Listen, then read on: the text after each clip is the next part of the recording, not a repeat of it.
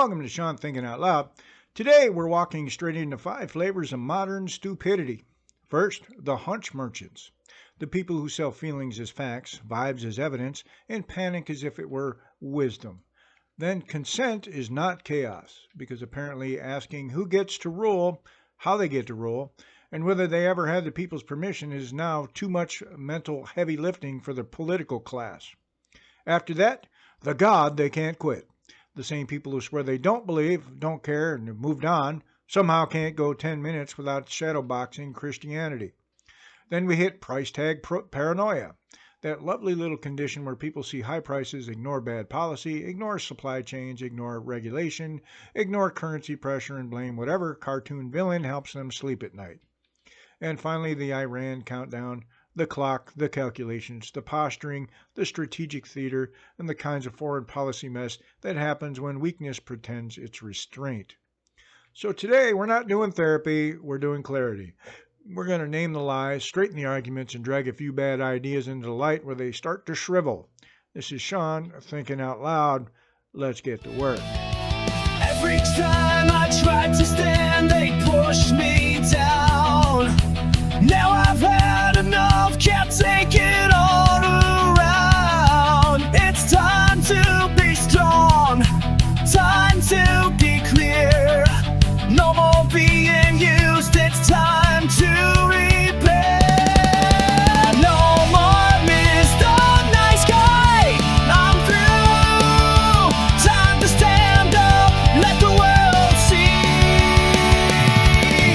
No more being weak, it's time to break. I'm done with the pain, I'll take my place.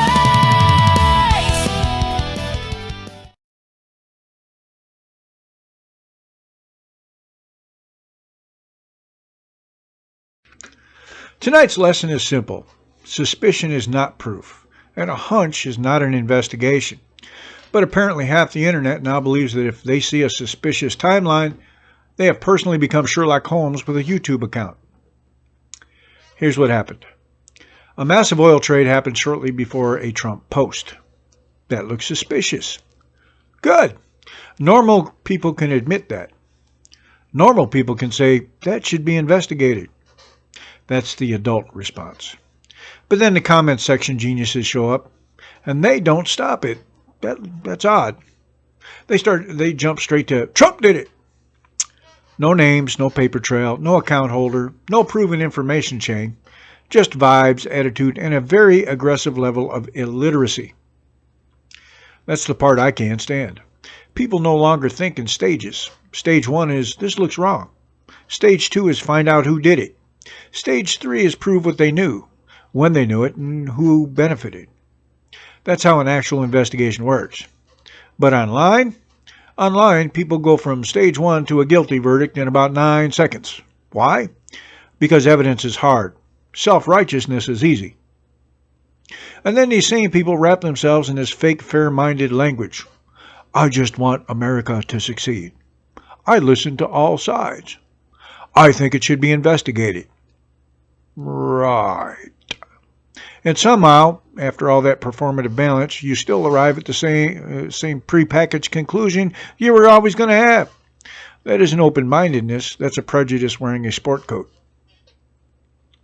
Let me help the slow kids in the back.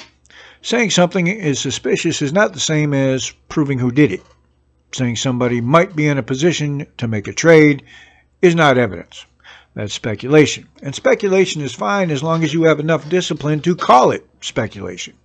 That's the line these people can't hold. You don't have to investigate. They want to imply. They don't want to approve. They want to smear. And then they want credit for being concerned. That's not how serious people operate. Serious people say this. If there was improper trading, find the trader. If there was advanced knowledge, trace the leak. If there was coordination, prove the coordination. And if the evidence leads to somebody powerful, hammer them. I have no problem with that. None. But I'm not going to pretend a comment section is a courtroom. And I'm not going to act like suspicious timing is the same thing as a completed case file. That's not skepticism, that's theatrics. And while we're at it, let's talk about the other trick, the geopolitical one. People hear about temporary sanctions easing during an energy shock and immediately announce, see, they're helping Iran. No, that's not how adult analysis works either. There's a difference between long-term strategy and short-term crisis management. There's a difference between applying pressure and using a temporary release valve when a region is on fire and markets are panicking. But people love flattening complexity because complexity ruins their little talking points. Nuance is offensive to people who build their personality out of memes and certainty. And that's really what this whole thing is about. We're living in an era where a lot of people don't actually want the truth. They want the conclusion that feels good in their tribe. They don't want to follow evidence wherever it goes. They want evidence to obey their emotions. That's why they keep confusing suspicion with proof, questions with accusations, and headlines with convictions. It's lazy, it's dishonest, and worse, it makes serious investigation harder because once every moron starts screaming that the case is already solved, the actual fact-finding gets drowned out by people performing intelligence and analysis for other dimwits. So let me state my position as clearly as possible. If that trade was dirty, investigate it. If someone had inside knowledge, expose them. If the trail leads to people in power, good. That's where it should go. But until you can name names and show links and buy a factual chain that holds up under pressure, you don't get to parade a hunch around like it's a verdict. And you don't get to call yourself fair-minded when you've already decided the ending. And you definitely don't get to mistake smugness for intelligence. That's the problem with the hunch merchants. They sell certainty to people who are not too impatient to wait for evidence. And business is booming. But I'm not buying it, and you shouldn't either. Investigate what deserves investigation, prove what can be proven. And until then, keep your emotions on a leash and your standards high. Because the minute you start treating suspicion as proof, you stop doing justice and start doing propaganda. And Lord knows the internet doesn't need one more propagandist with a comment section and a God complex. If you're tired of watching people confuse ideology with thinking, go read a book written for adults. My book, The American Left, From Liberalism to Despotism, breaks down how a movement that claims to defend openness, reason, and tolerance managed to drift into dogma, censorship, and tribal political theater. It's not a book for people who need emotional comfort. It's a book for people who want clarity. If you're ready to understand the ideological rot without the slogans, without the media spin, and without the cowardly word games, pick it up. The American Left, From Liberalism to Despotism. Read something stronger than a comment section.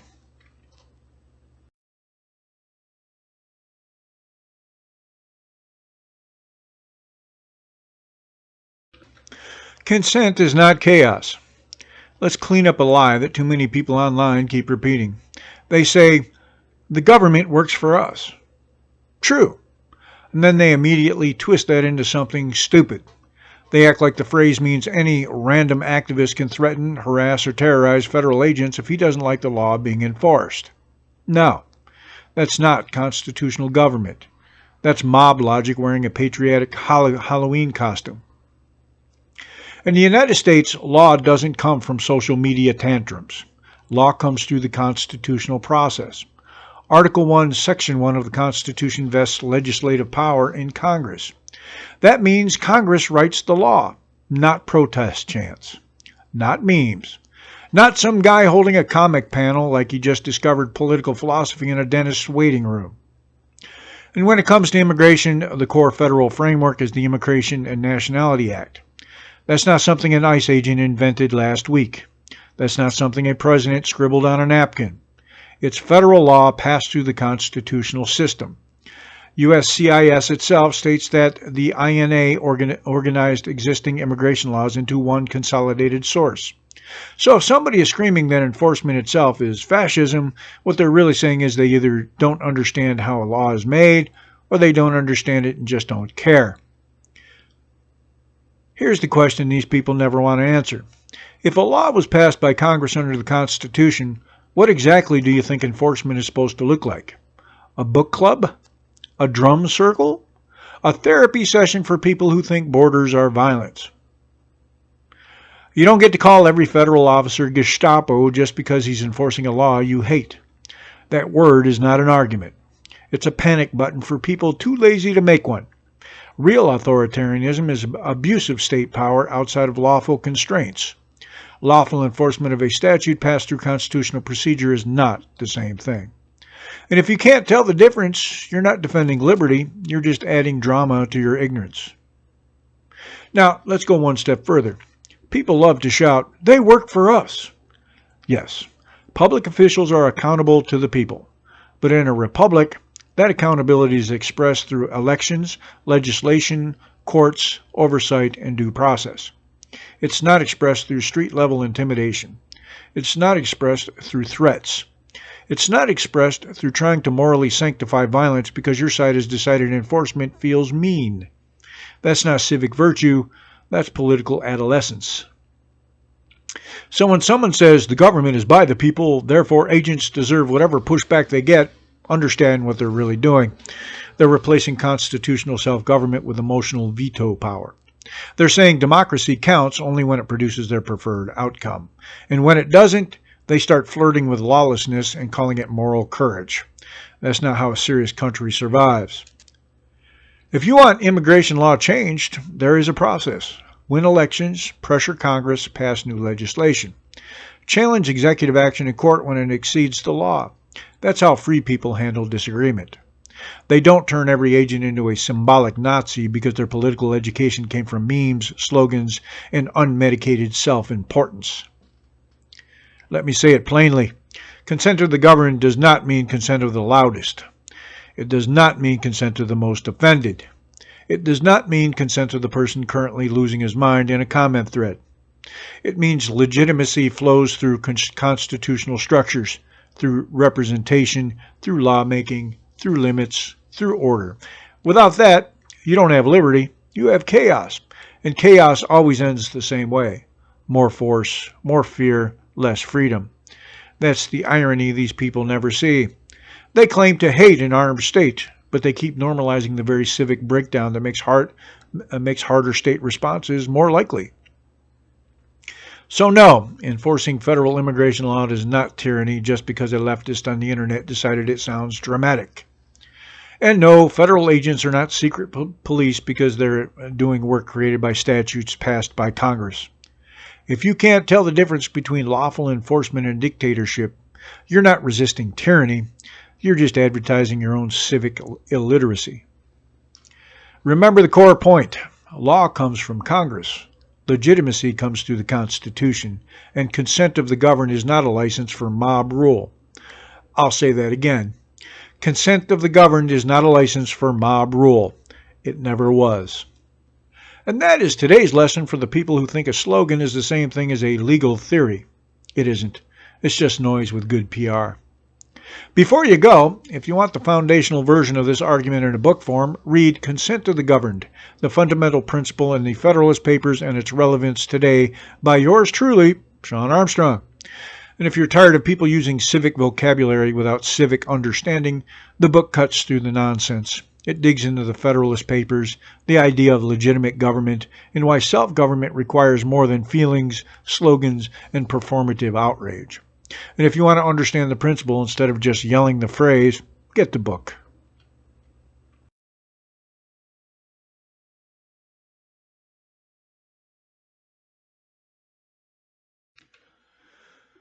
Tonight, I want to talk about a phrase people throw around like it's a hand grenade. Price gouging. Here's the problem. Sometimes people use the phrase accurately. Sometimes they use it to describe actual abuse. And sometimes they use it to avoid thinking for 5 whole seconds. Because not every high price is gouging. But also, not every high price is some holy act of the free market. That's the part people hate. The real world is messier than a meme. In a lot of states, price gouging has a legal meaning. During an emergency or disaster, that usually means sudden, excessive price spikes on essential goods when people are desperate. Water, gas, hotel rooms, generators, baby food, that kind of thing. But in regular political conversation, people use price gouging to mean I saw the price, I hated the price, and now I need a villain. That emotion is understandable. It's also not enough, because public perception of the economy isn't built in spreadsheets. It's built in checkout lines. It's built at the gas pump. It's built when somebody looks at a burger, a bag of groceries, or a rent payment and thinks, why does my money feel smaller? That feeling is real, even when the headlines say inflation is cooling. And this is where people miss the point. When inflation slows, prices do not go back to where they were. They just rise more slowly. That's it. So if your grocery bill got hammered for 3 years straight, you do not feel relief just because some economist announces that the rate of pain has moderated. That's not how human beings work. That's how PowerPoint works. As of the latest numbers, overall CPI was up 2.4% year over year, but food was up 3.1%. Food away from home was up 3.9%, and shelter was up 3%. So even when broad inflation looks less insane than it did at the peak, the things people touch constantly still feel expensive. And then the public asks a fair question. Are these prices high because costs really rose? Or are companies using the chaos to pad their margins? Now here's where adult thinking has to enter the room. Some price increases come from legitimate cost pressures, supply chain breaks, energy costs, wage pressures, transportation, tariffs, disruption, shortages. That's real. But it's also true that some firms can use a crisis as cover. The FTC's grocery supply chain report said large market participants accelerated and distorted the negative effects of supply chain disruptions. It said some in the grocery industry appeared to use rising costs as an opportunity to further raise prices to increase profits, which remained elevated. So when ordinary people say, this feels like a ripoff, they're not necessarily being stupid. Sometimes they're responding to a real mix of inflation, concentration, market power, and good old-fashioned corporate opportunism. But here's the trap. If you call everything gouging, the word stops meaning anything. And once the word means nothing, you can't target the actual abuse. You can't distinguish between a disaster area hotel tripling its price overnight, a company hiding fees, a firm colluding with competitors, and a store just passing along higher costs to stay alive. Those are different problems. They require different fixes.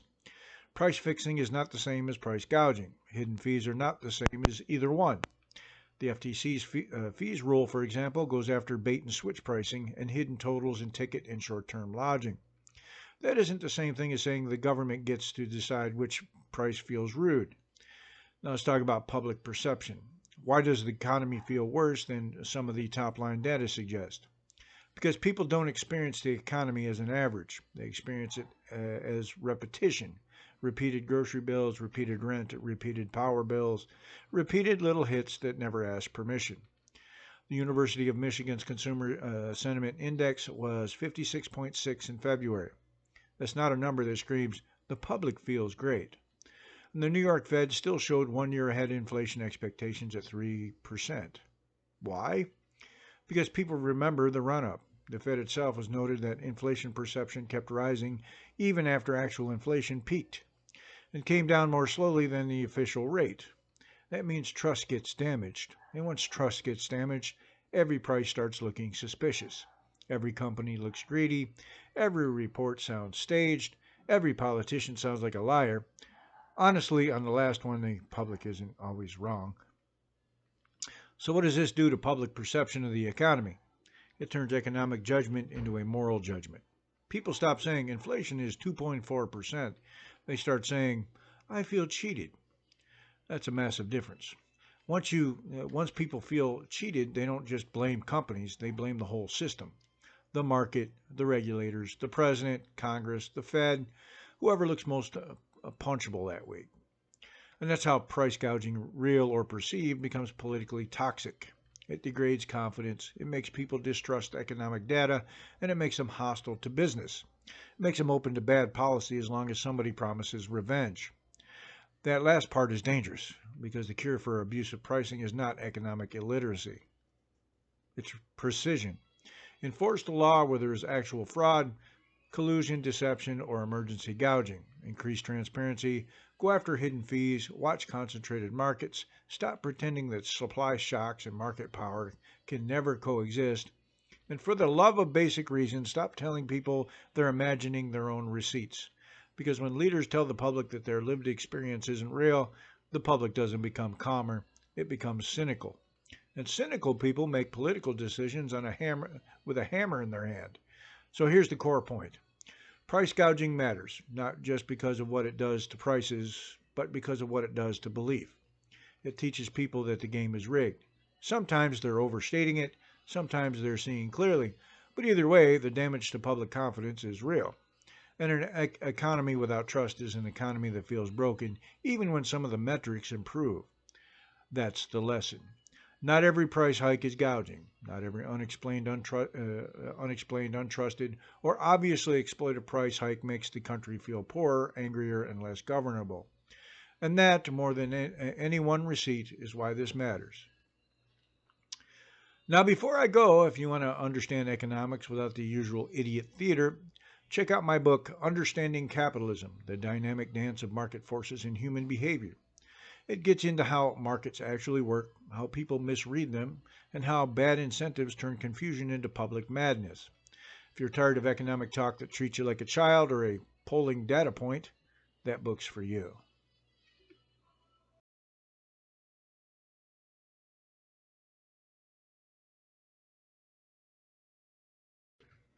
The God they can't quit. You ever notice how some people swear they left Christianity behind, but they still spend half their lives talking about it? That was the whole point. A simple point. A lot of atheists post way too much about something they supposedly don't believe in. And once I said that, the comment section turned into a digital psych ward run by smug people with Wi-Fi. Not one of them wanted to deal with the actual observation. Instead, they did what these people always do. They started tone policing. They started psychoanalyzing. They started moralizing. They started swearing. And then one of them finally admitted he was just trolling the whole time, which was hilarious. Because after all, that talk about intelligence and maturity and moral development, the big reveal was basically this. I don't have an argument. I was just trying to waste your time. That's not a win. That's a public confession of intellectual poverty. Let's walk through this slowly so the people in the back don't hurt themselves. My point was never that ex-Christians or atheists are not allowed to talk about Christianity. That would be stupid. Of course people talk about the things that shape their lives. Of course people discuss belief, unbelief, doubt, deconstruction, whatever therapeutic label they're using this week. That's not the issue. The issue is obsession. The issue is preoccupation. The issue is building an identity, a community, a content strategy, and sometimes an entire personality around mocking the God you claim isn't even there. That's a tell. People don't build whole digital lives around things that mean nothing to them. They just don't. You don't wake up every morning, make posts, make memes, build community, farm reactions, and center yourself around something that is supposedly irrelevant to you. If you do that, it still matters to you. And that was the point. A simple observation. Not even a complicated one, but it landed because it was true. Now watch what happened next. One guy jumped in with the usual comment section therapist routine. You sound angry. You sound hateful. You should see a psychologist. You're insecure. You're immature. That isn't an argument. That's evasion dressed up as insight. When people can't answer your point, they stop engaging your claim and start diagnosing your tone. They move from substance to psychology. They start acting like they're not losing an argument, they're conducting an assessment. It's a cheap trick. And it's always used by people who think smugness counts as depth. They want you to defend your temper instead of defending your argument. They want the whole exchange to become about your anger because they can't handle the actual point on the merits. So they do this little daytime TV routine. Tell me why you're angry. I enjoy talking with you. I'm just trying to help. No, you're not helping. You're doing passive-aggressive theater for spectators. Then another guy came in with the classic atheist bumper sticker. Still no evidence for your imaginary friend? Right. Because to these people, sarcasm is apparently a form of philosophy. Notice what he didn't do. He didn't engage metaphysics. He didn't engage cosmology. He didn't engage moral arguments. He didn't engage consciousness. He didn't engage historical claims about Jesus. He didn't engage the resurrection case. He didn't engage Roman sources. He didn't engage textual transmission. He didn't engage the philosophical distinction between God in general and the claims of Christianity in particular. He just said, imaginary friend. That's not an argument. That's a slogan for people who think sneering is a substitute for thinking. And honestly, a lot of online atheism is exactly that. Not serious skepticism, not careful inquiry, not rigor, just attitude, just branding. Not derision, just derision masquerading as intellectual courage. Then came my favorite part. The mask slipped. One of them finally admitted he was not even trying to make a real argument. He said he was just baiting, just trolling, just wasting my time. And there it is. That's the whole game. After all the fake sophistication, the moral grandstanding, the therapy cosplay, the talk about science, the talk about anger, the talk about hate, the man finally confessed that he was just a troll. So let's translate that into plain English.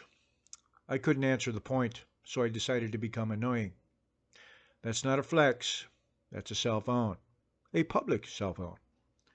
And the beautiful part is that confession proved my point even more, because it showed the exchange was never about reason. It was about identity protection. It was about defending a tribe. It was about maintaining the performance. They couldn't let the observation stand because it described them too accurately. Then, of course, somebody else said the ex-Christian content creator was providing a service and helping people leave your cult. A cult. Right. That word has been abused so badly it now sounds like a child throwing a fit in an adult vocabulary. Everything they dislike is a cult. Christianity is a cult. Patriotism is a cult. Masculinity is a cult. Discipline is a cult. Having standards is basically a cult now, if you ask the correctly neurotic people. But look at the contradiction. If Christianity is just some absurd little fairy tale that no intelligent person could possibly take seriously, why are so many of these people still organizing their online life around it? Why is it still their villain? Why is it still their content engine? Why is it still their community glue? Why does it still animate them? Because they're not indifferent. That's why. They have not escaped the orbit. They just changed how they spin it. And then we got the other predictable detour, the language police. Suddenly, the argument wasn't about the original point anymore. It became a moral pageant about words, as if tone management erases substance. Now listen carefully. There's a difference between people with actual limitations and people who are willfully ignorant. That distinction matters. A person who struggles honestly is not the same as a person who dodges facts, avoids thinking, substitutes insults for reason, and wears stubborn ignorance like it's a personality trait. One is a condition, the other is a choice. And a lot of these comment section moralists rely on deliberately blurring that distinction because it's easier to police language than it is to answer a point. It's always the same trick. Dodge the argument, act offended, pretend you won something. Then came one of the weirdest parts of the whole exchange. A guy started asking why you right-wing Christian guys always post photos of yourself in karate poses, or with motorcycles, or dressed sharp, or with gun collections, or whatever else. Which is an amazing question, because it reveals more about him than it does about us. Men post photos of things they value. Training, discipline, achievement, style, service, competence, identity. That's not mysterious. What is mysterious is why so many of these people are so deeply bothered by any visible signal of masculinity, structure, or self-respect. And the answer is simple. They resent what they can't embody, so they ridicule it. That's why weak men do with standards what makes them uncomfortable. They mock what they secretly know they can't replicate. So what was this whole exchange really about? Was it about evidence? No.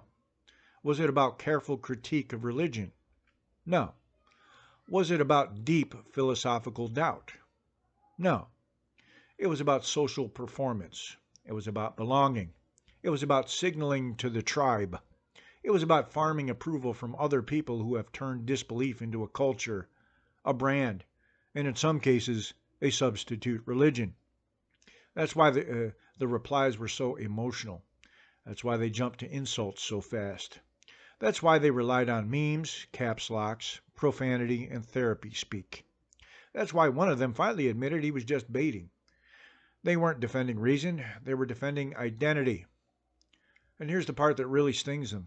If Christianity were truly irrelevant to them, they'd ignore it. That's what people do with things they genuinely don't care about. They ignore them. They don't build pages around them. They don't build followings around them. They don't build social community around mocking them. They don't return to them day after day, post after post, comment after comment. But that's exactly what these people do.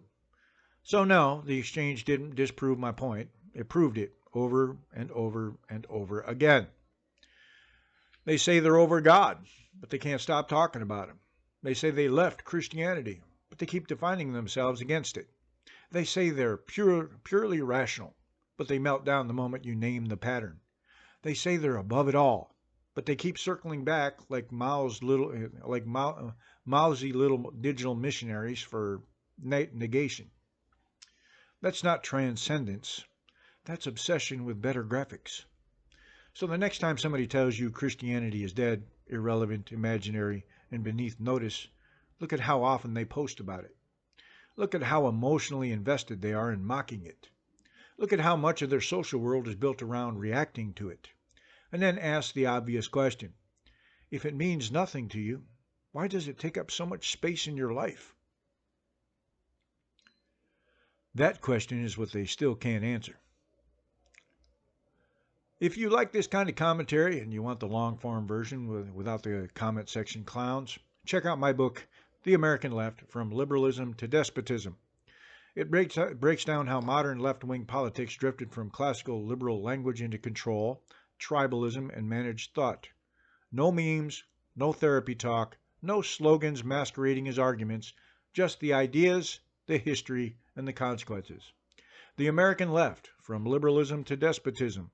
Read it, if you still have the attention span for an actual book.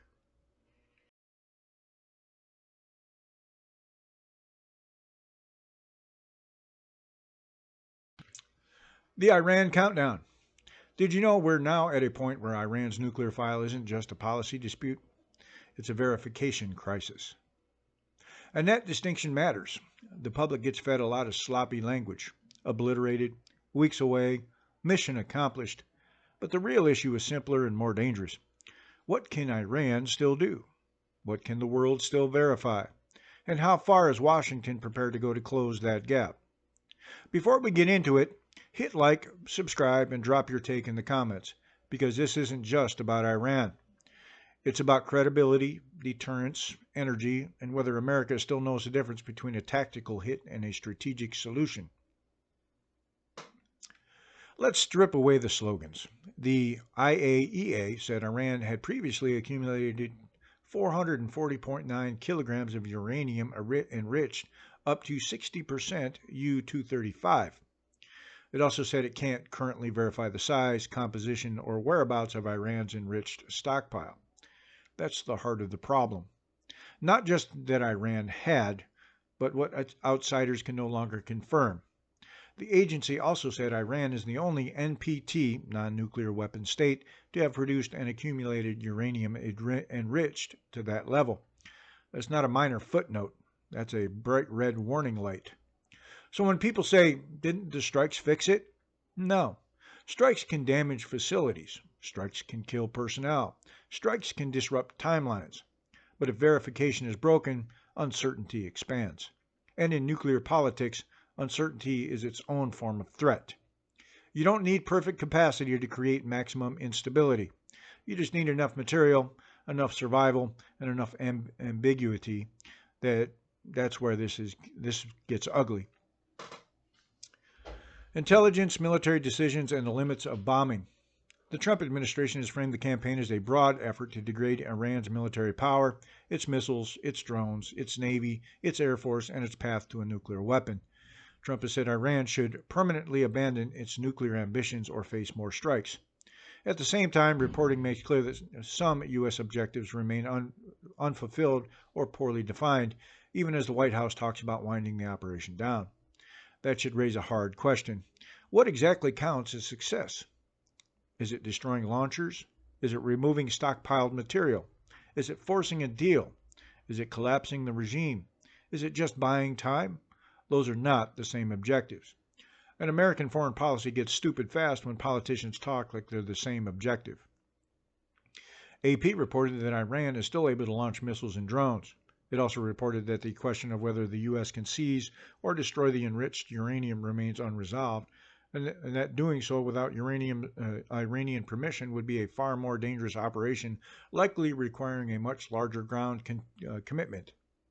That's the gap between a clean press conference and a dirty reality. Anybody can drop bombs. Closing the loop is harder. Confirming what survived is harder. Preventing reconstitution is harder. And doing all that without dragging America into a longer war is harder still. China's role and why oil makes this a global problem. Now let's fix another bad talking point. China does not get 80% of its oil from Iran. That claim is false. What is true is that China buys more than 80% of Iran's shipped oil. Reuters reported that Iranian oil accounted for about 13.4% of China's total seaborne oil imports in 2025. That still matters a lot because it means China is not dependent on Iran alone, but Iran is heavily dependent on China as a buyer. That creates leverage, deniability, and a shared interest in keeping Iran economically alive enough to resist total isolation. The Strait of Hormuz makes this even more serious. Reuters reported that about 20% of global oil and gas supplies move through that choke point, and Gulf states want any endgame to prevent Iran from threatening it again. So the U.S. is not just thinking about centrifuges. It's thinking about shipping oil, Asian markets, allied security, and the possibility that a regional war turned into a global energy punishment machine. China doesn't need to fire a shot to shape this. It just needs to keep buying, keep hedging, and keep watching America bleed political capital. Trump, America First, and the policy shift question. This is where the domestic argument gets hot. Trump's brand was built on a large part in rejecting the forever war model. The pitch was simple. Stop wasting American blood and treasure on open-ended Middle East missions. Put America first. Focus on borders, industry, energy, and national interest. So now the question is obvious. Do strikes on Iran fit that doctrine, or do they betray it? The defenders say this is exactly what America First looks like. No nation building, no occupation, no years of counterinsurgency, just hard power used fast to deny a major threat. That's the argument. The critics say the moment you start expanding objectives, moving thousands of troops, policing shipping lanes, and leaving key questions unresolved, you're back in the swamp you claim to drain. And they have a point. AP reported that the objectives have shifted and expanded, while some of the core goals remain unfinished. So the real test is not whether Trump can sound tough. That part takes no effort. The real test is whether he can end this with clear strategic gains without sleepwalking into a bigger regional commitment. That's the difference between deterrence and drift. And Washington has a long, embarrassing history of confusing the two. The broader geopolitical landscape. This conflict is not just about technology. It's about regime logic, regional power, and ideology. Now, a quick caution. When people talk about Shia Islam as if it's one thing with one brain, they sound like idiots who read half a thread and declare themselves experts. Don't do that. The more precise point is this. The Iranian regime combines revolutionary theocracy, strategic patience, proxy warfare, and a willingness to use crisis for legitimacy. That makes it dangerous even apart from the nuclear file. A nuclear threshold Iran is not just a material problem. It's a political shield for a regime that already projects power through missiles, proxies, and maritime disruption. The IAEA also stated it still cannot provide credible assurance about the absence of undeclared nuclear material and activities in Iran without additional access and cooperation. That matters because the biggest fear is never only that what it declared, it's what may exist outside the clear public picture. So the big picture looks like this. Iran wants survival. China wants stability without losing advantage. The Gulf states want Iran cut down to size. Israel wants the threat crippled, and the United States wants to look decisive without getting chained to another generation of regional management. That's a nasty equation. And nasty equations do not stay contained for long.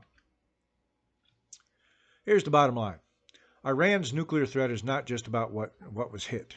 It's about what remains, what can be verified, and what political will exists to finish the job without making the situation worse.